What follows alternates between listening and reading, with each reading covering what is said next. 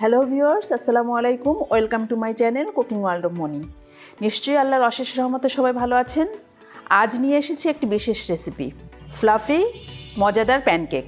খুব সহজে ঘরেই ঝটপট তৈরি করা যায় ছোট বড় সবার প্রিয় এই সুস্বাদু প্যানকেক। তো চলুন শুরু করা যাক।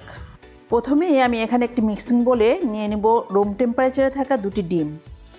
ডিম যদি ফ্রিজে থাকে তাহলে 30 থেকে 40 মিনিট আগে ফ্রিজ থেকে বের করে নিতে হবে। এখন এখানে দিয়ে দিচ্ছি প্রায় 1 কাপ পরিমাণ চিনি, তবে মিষ্টিটা যার যার পছন্দ অনুযায়ী বাড়িয়ে কমিয়ে নিতে পারবেন।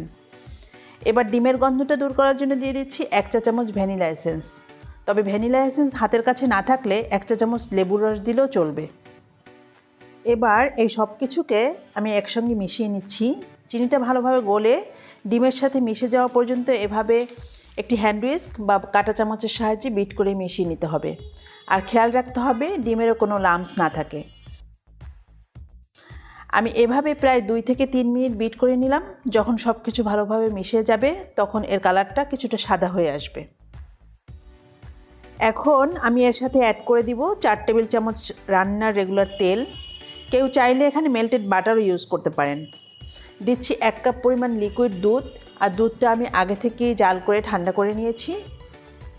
জাস্ট মিষ্টির একটা ব্যালেন্সের জন্য 1 চিমটি লবণ দিয়ে দিচ্ছি, তবে মিষ্টি জিনিসে লবণ কারো পছন্দ না হলে স্কিপ করতে পারেন। এখন এই সব কিছু আবারও একটু ভালোভাবে মিশিয়ে নিচ্ছি। এবার আমি শুকনো উপকরণগুলো একটু চেলে নিব। সেজন্য একটি চালনিতে 2 কাপ পরিমাণ ময়দা নিচ্ছি আর নিচ্ছি 1 টেবিল চামচ পরিমাণ বেকিং পাউডার। চেষ্টা করবেন শুকনো উপকরণগুলো এভাবে চেলে নিতে, এতে করে ব্যাটারের মধ্যে কোনো লাম্পস ক্রিয়েট হবে না আর প্যানকেকগুলো অনেক ফ্লাফি হবে।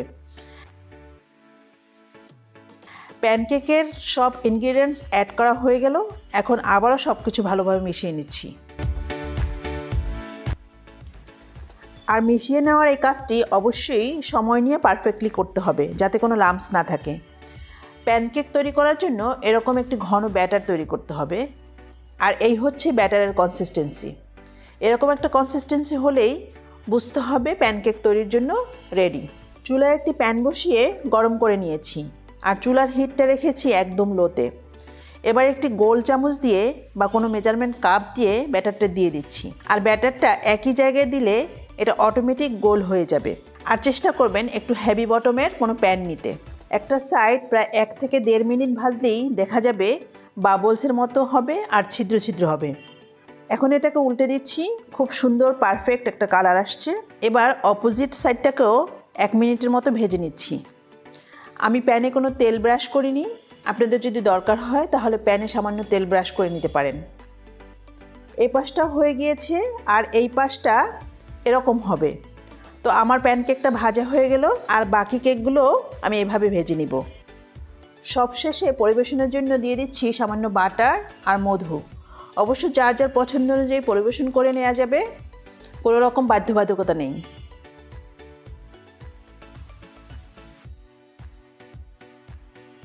আর এই তো এটাই ছিল আজকের প্যানকেক রেসিপি। আশা করছি আপনাদের ভালো লেগেছে। যদি ভালো লেগে থাকে প্লিজ ভিডিওতে একটি লাইক দিবেন আর কাইন্ডলি আমার চ্যানেলটি সাবস্ক্রাইব করে পাশে থাকবেন সব সময়। দেখা হবে পরের ভিডিওতে ইনশাআল্লাহ। আল্লাহ হাফেজ।